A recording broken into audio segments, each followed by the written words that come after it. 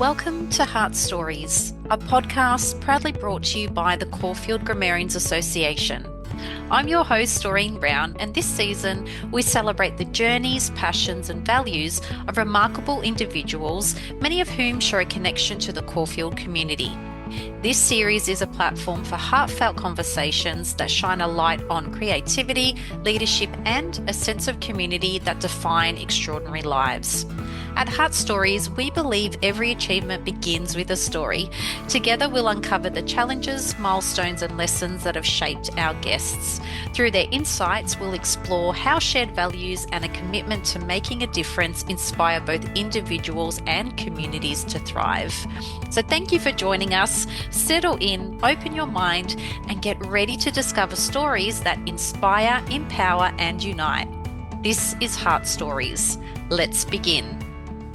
On this episode of Heart Stories, we're thrilled to welcome Andrew Poole. Andrew is a Caulfield Grammar School alumnus and senior executive recognised for transforming the global consumer goods sector, most notably at Nike, where his strategic leadership as sales director for soccer and managing director for Nike Pacific propelled the brand back to the top market position and expanded the AU and New Zealand business beyond 500 million. Valued for his resilience, focus on building successful teams, and dedication to creating lasting growth and community impact, Andrew brings a unique blend of vision and practical leadership into every role.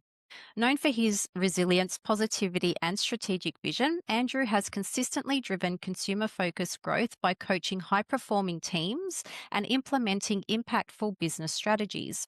Alongside his professional achievements, he is also an active community advocate, notably supporting the Jodi Lee Foundation. So today, Andrew shares lessons from his time at Caulfield Grammar School, his leadership journey, and how to build lasting impact in business and the wider community. So welcome to Heart Stories, Andrew. It's a pleasure to have you here.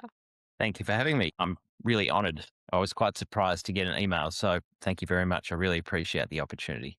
Excellent. And we appreciate you making time to be with us because I know that you're super busy. And I did read out your bio and a bit of an introduction about you, but can you tell us a little bit more about yourself in ways I haven't shared and what being part of the Caulfield Grammar School community means to you? Sure. So a little bit that you haven't spoken about. Look, I guess you would take from that I have spent a fair bit of time working in different businesses, but part of that has involved me living away from Melbourne, Australia for a very long time. So I currently have an 18-year-old son upstairs studying for a SAC, who's also at Caulfield Grammar. And we only moved back to Melbourne in 2020 and we left in 2012. So we actually worked out the other night that being home in Melbourne is the longest I've lived in one single place since I was 18. So Wow. that tells you a little bit about sort of the life that we've lived over the last, however many years. But certainly since I finished school, I've still continued to travel around a bit. So I think that's where I really appreciated what Caulfield had to offer at the time. So growing up as a kid, my dad was in the army. So we traveled around every couple of years. So I went through multiple primary schools. And so when I finally got to Caulfield, in 1980, which was quite a long time ago. That was really the first time I ended up at a school that I was going to be there for the duration. So I think the things that really stood out for me was just the aspect of community, being around the same people over an extended period of time, Yes. where you had relationships that weren't simply about school, but they were about your social life, they were about sport. And obviously, as a young man, as a young boy, you grow up significantly between, year 7 and year 12. And so sharing that journey with, I think at the time was about 150 guys in that cohort. Yeah, I think that was the sort of the first real experience, like Caulfield talks about community, but that was my practical experience of it, was actually feeling enmeshed in a community that I hadn't had to that point, sort of moving around so much as a kid. Absolutely. And what kind of sports did you get into while you were at Caulfield Grammar School? Oh, look, I definitely wasn't built for football. So I played a ton of cricket. I played Yep. hockey, basketball, volleyball. I did play house football. Mhm. And I remember, so our housemaster was Brian Smith. He was the coach of the first 18 at the time. One of the guys in the first 18 was a guy called Phil Armstrong, who I saw only a couple of weeks ago.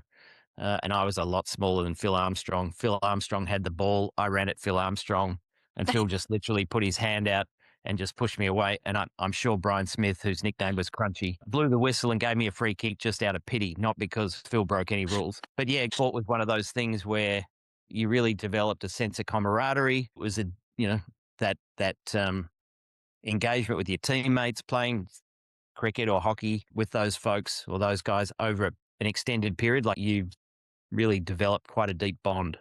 And that seems to be a common theme with each of our Heart Stories podcast episodes is yes, there's either sport or arts or something that really brings, Mm. as you said, that feeling of community, which is really unique. And I think Yeah. the other part of that, like, having lived in a lot of different places centered around sort of military bases, Yeah. suddenly I had this real diversity of experience, whether it was academics, whether it was sport. I got co-opted into the Crucible one year, but then it was the experience of, I grew up in Glen Waverley and suddenly I'm in East St Kilda, which still today is quite an Orthodox Jewish area. So suddenly you're exposed to a huge amount of different cultural sort of Yeah. influences, whether it's Yarra Junction, the opportunity to travel with the school, that diversity of experience, I think, coupled with community, they're the sort of fundamental aspects that I really look back on now as being quite influential. Now, can you take us back again to your time at Caulfield and describe what it was like to be part of the community, just in relation to your teachers or coaches or any programs that you feel really played a significant role in shaping your approach to leadership or igniting your interest in your career? Yeah. As I sort of looked at some of this, I started scribbling out a bunch of names, and I was amazed how quickly I could fill a piece of paper with a list of names. Wow. Um, and I'll come back to some of these, but David Thompson, David Nettlebeck, Jock Nelson, Arthur Wern, Ian Whitford, Ray Pearce, Jack Lay, Ken Barrett, Eric James, Brian Smith. Like, I didn't quite realize how many of these folks, when I look back, had had some sort of influence on things that became really important to me in sort of future state. Yeah. Um, someone like Ray Pearce, who was my year 7 housemaster class teacher, who also coached me in cricket and tennis, like a guy who took a real personal interest. I remember him standing on the side of the cricket field one afternoon, explaining to my father how he needed to teach me how to sweep a spinner. Over the weekend, I'm in the nets with my dad throwing balls. Yeah. Ray's asking my dad the next week, how did that go? Um, people like that, that's a real interest. That's a personal interest in people. That's not, well, I'm a teacher and you're a student. That was a real personal connection. Yeah. Um, there was a guy called Jack Lay who was our year 8 coordinator, very gruff, but a heart of gold, who was connected to every single kid in our year.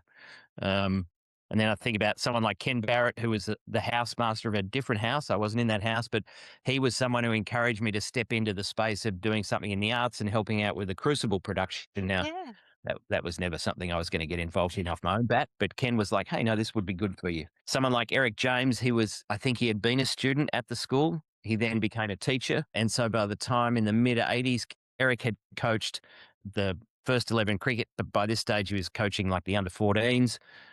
Someone who he just naturally had a passion for cricket. So regardless of where or when, I remember saying to Eric one afternoon, I got picked in the under 13 or 14 A's, and I said, Mr. James, or sir, I would have called him sir. We had to call teachers sir at that point.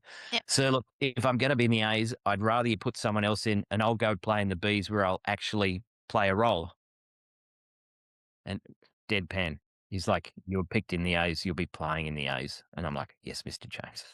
So, a guy who was super interesting. He was also my English teacher at the time. And then Brian Smith, who was the Archer housemaster. So in 1985, I was the vice captain of Archer House. He was a very structured, disciplined, direct kind of guy. Right. But I remember bumping into him years later, coming back from the Gold Coast after a trip with my family, and it was like meeting a different person. He was very animated and friendly, and so Right. yeah, I think getting to see the differential between the person that showed up at school Yeah. and the person you got to interact with quite a bit later. But yeah, I think there were so many interesting teachers.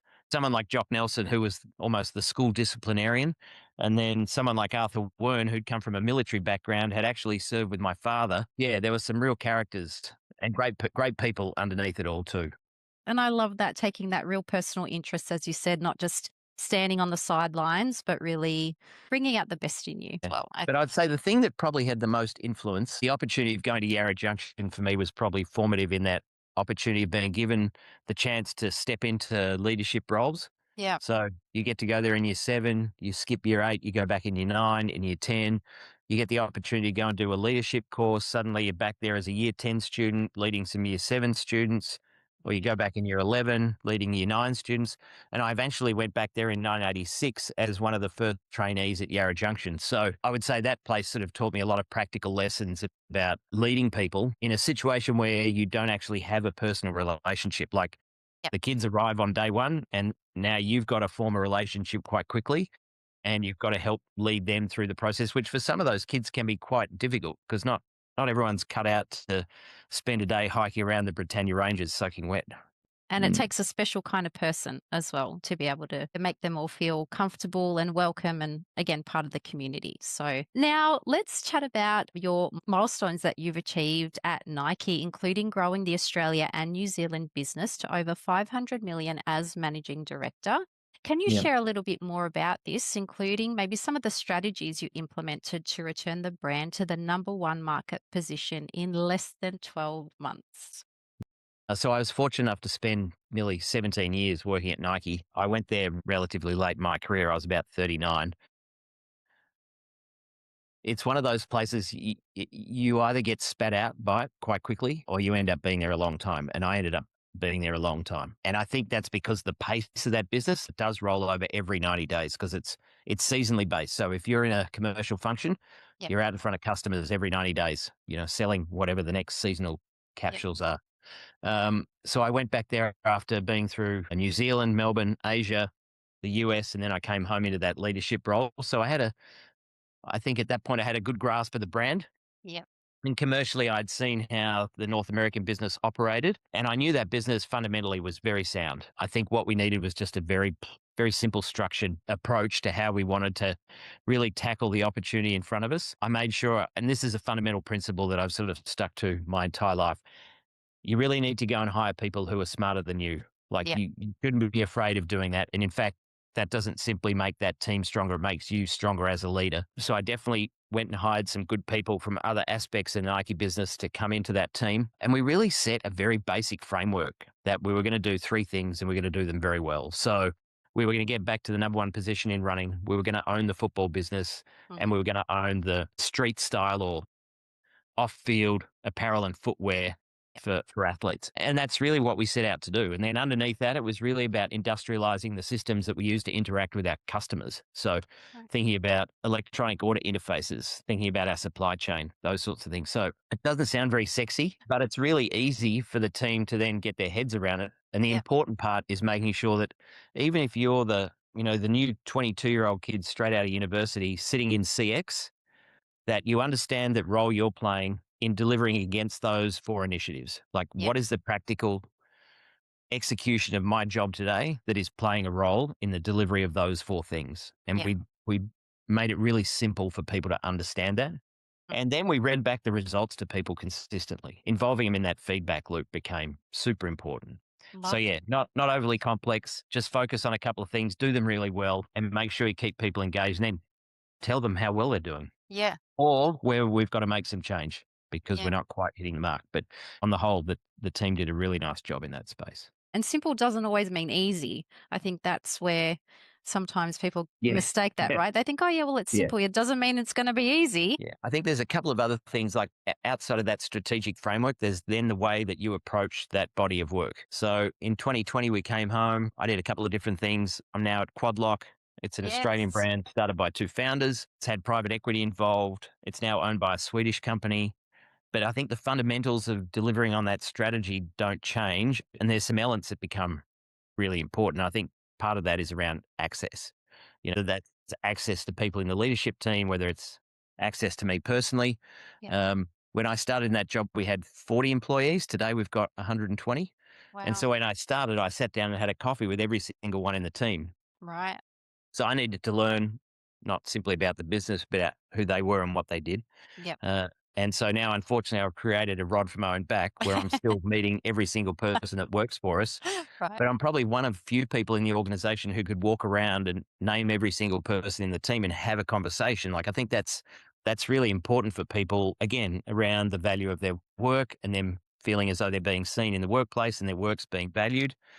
And then I think the other part's just, that access. We all sit in an open plan space. There's no offices anymore. It's a very, whilst there's depth in the structure, there's no depth in the way in which we show up physically in the office. We're Yeah. all sitting in one space. We all sit in the one kitchen for lunch.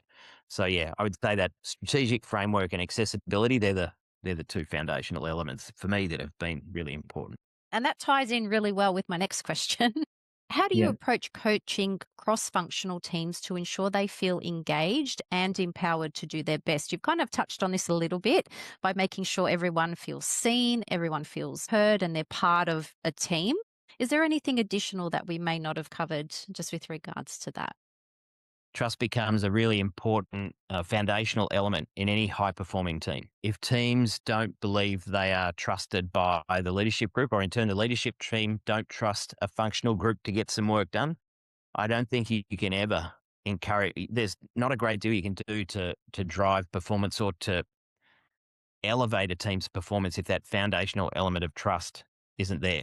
And I Yeah. think pivotal to that is this notion of authenticity. Allowing people to come to work and be their authentic selves becomes really pivotal in that notion of trust. Like, people need to be able to show up in a way that's authentic to them. For some folks, that comes with an element of vulnerability. And they're the sorts of things I think start to become, again, the keystones of what will allow a team to perform at its highest level.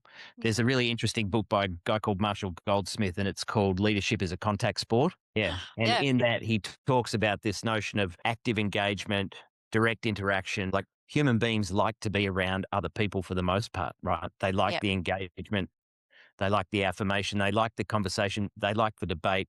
Like, there's that element of engagement too that is really important in making sure that you can foster that conversation that allows you to unearth the potential of those teams. Now, beyond your corporate achievements, you've helped raise over 700,000 for the Jodi Lee Foundation. Can you tell us a little bit more about that foundation and what drew you to this cause and how you integrate impactful community work into your life as a senior executive? Yeah. So the Jodi Lee story is really quite personal. So I worked with Nick Lee at Unilever, and he married a lady, Jodi Lee. And in 2009, Jodi passed away from bowel cancer. She was 41 years old. We were living in Singapore at the time, so Donna and I flew home to Melbourne for Jodi's funeral. Um, and it was in January. It was boiling hot, and we flew across to Adelaide. And it was just before the tour down under kicked off. Right. And I was like, "Oh, maybe next year I'll ride to Adelaide. Maybe I can help Nick." Because at this stage, he'd been doing some things with Jodi, raising money for a couple of different cancer causes in South Australia. They were both from Adelaide. Um, yeah, we got to Adelaide, as you can imagine, a young woman, two young kids, both under 10, a young husband. Yeah, it was tragic. The wake was in a pub in Adelaide, and I think by about 10 o'clock, I might have said something outlandish to someone like, "Hey, I think next year I'm gonna ride my bike to Adelaide to raise money for this." It was called Cancer Causes South Australia. Right. And so by about 10:30, I had about 15 guys who said, "Yep, we'll ride I'm to in. Adelaide." I'm in. Wow. Yeah. So that really kickstarted a conversation with Nick, and we quickly worked out that we could do this and we could raise some money, but if it went to Cancer Causes South Australia, then Nick loses control of that money. Yeah. And so Nick decided that he would set up his own foundation, the Jodi Lee Foundation, and we would use this ride to educate people around the benefits of early detection, and the fact that early detection absolutely saves lives. Yeah. So he set up the foundation. We kicked off the bike ride. I was living in Singapore. I would come home at night. I would sit on the couch. I learned how to build a website. I learned how to put a portal in there that lets it transact to donate money. I was recruiting people. I was organizing bike kit. I was cajoling my father-in-law and one of my wife's friends to do backup trucks. And yeah, the next thing we're in South Yarra, and we had 14 guys riding and about 6 people following for the first day. Yeah. And we rode Melbourne to Adelaide in 6 days. Wow. And then we had a massive party in Adelaide, and we raised, I think, about 150 grand for that first trip. And everyone finished and they're like, "Oh, that was amazing. We should do it again." My gosh. Yep. So we were just leaving Singapore to move to the US. I organized the second ride from the US. That one we did from Canberra to Melbourne. So Right. Yep. same thing. And then it all started to get a bit complicated. But that charity ride went on for like 5 or 6 years. I was living away, so it just got way complicated. But yeah, look, for me, that was a really personal way of just helping a mate who was in need at the time. Yeah, and thankfully, it's turned into something now that's really significant. And the Jodi Lee Foundation has gone on to do an immeasurably good amount of work and has actually saved a ton of lives through the early detection of bowel cancers. Amazing stuff. I love Yeah. that. So now we support a couple of different organizations at work. So we support World Bicycle Relief. So Yep. World Bicycle Relief was established by the founder of the SRAM company. They're a bicycle drivetrain company based in the US. Mm. And their mission is to provide bicycles into underserved communities in Africa. And those bicycles improve the likelihood of education. They allow women back into the workforce through micro business, and they improve healthcare. So we are a part of the World Bicycle Foundation. We do a ton of stuff to raise money for them. We have a Buffalo bicycle ride in May. So if anyone's keen, it leaves South Yarra. It's 35 kilometres and you'll get a great pastry at the end and a coffee. So we support those guys. There's another group that we support through Work Minus 21, and they're a counselling crew for young LGBTQIA plus folks. Again, another really important organisation. But where we landed with these different people that we support or these different organizations is it really needs to have a connection to the people within the company. Like it's pointless having, a foundation that supports something that I'm passionate about. It needs to have a connection to the team. And so those two particular organizations, now we've had quite a lengthy partnership with them.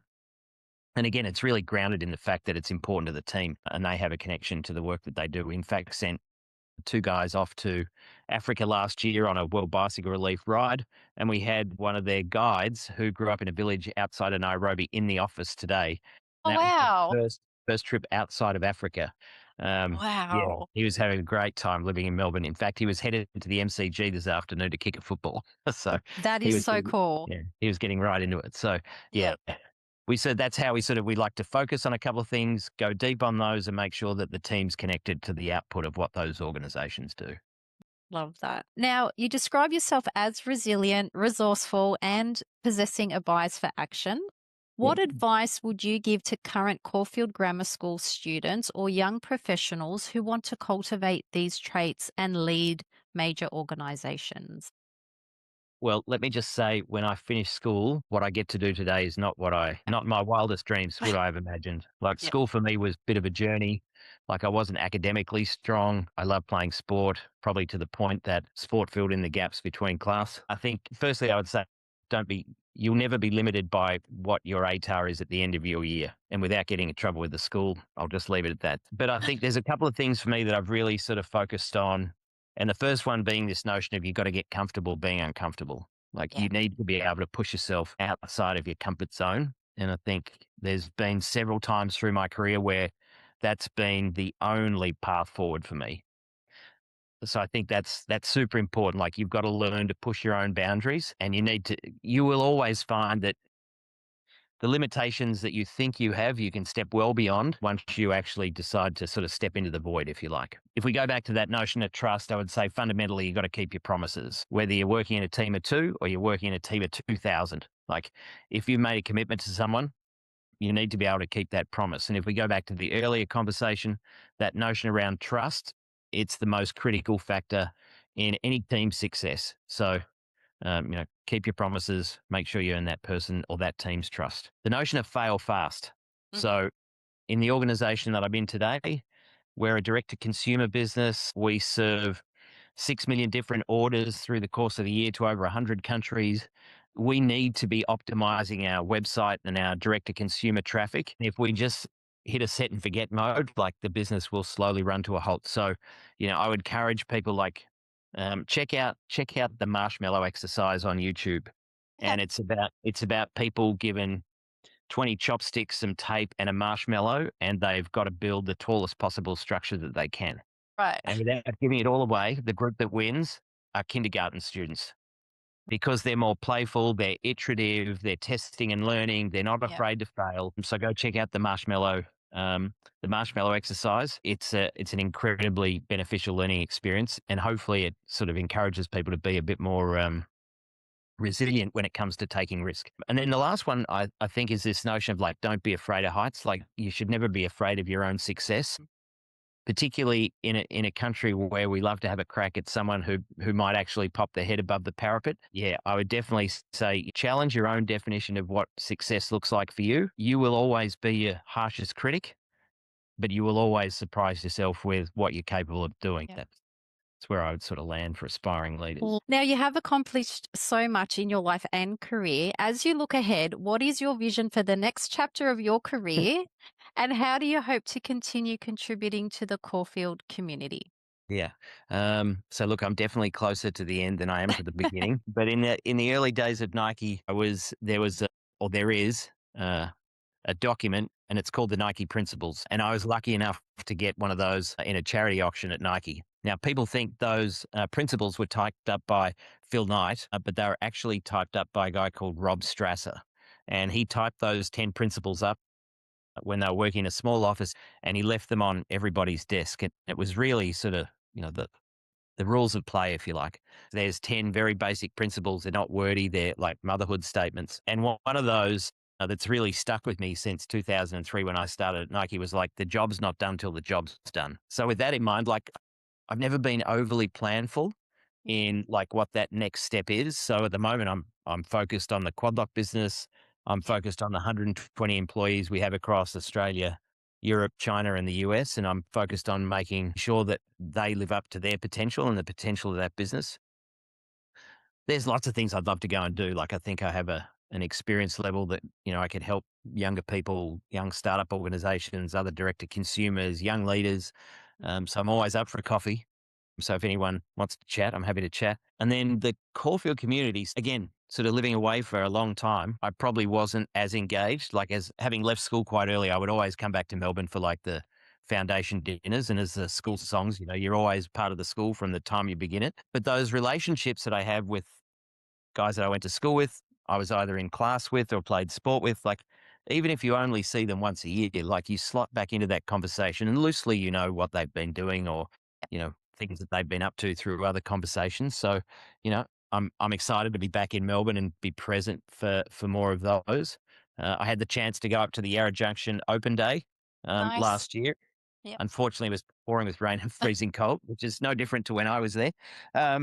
Good old So it'd Melbourne. be nice to sort of be more connected to those. I've been to a couple of past student dinners. I got to go to the Caulfield Grammar Football Club grand final lunch. Like there is a lot of things going on. So I just need to make the effort to stay connected to those and make sure that I continue to, keep up with the guys that I went to school with. I love that you've shared to connect with you and have a coffee because you have a wealth of experience, a wealth of knowledge, and definitely would be a great mentor for so many people as well. Thank you so much, Andrew, for spending time with us on Heart Stories today. We really do appreciate it and wish you all the best with your future endeavours. And I hope to catch up with you in person at one of the Caulfield Grammar events as well. So That'd be great. that would be great. Wonderful. Thanks, Andrew. Thank you. Thank you for tuning in to this episode of Heart Stories. A heartfelt thank you to our guests for sharing their story, wisdom, and passion with us today. Their insights remind us of what makes creativity, leadership, and community so impactful in shaping meaningful lives. Brought to you by the Caulfield Grammarians Association, this podcast celebrates the shared values that unite us and inspire us to grow, connect, and lead with purpose. We hope today's conversation has sparked reflection on your own story and the legacy you're building. If you've enjoyed this episode, don't forget to subscribe so you never miss an inspiring story. Share it with your friends, family, or anyone who could use a dose of inspiration. And be sure to join us next time for another powerful conversation with a guest who has a story worth telling. But until then, take care, stay curious, and continue making an impact. This is Heart Stories. See you next time.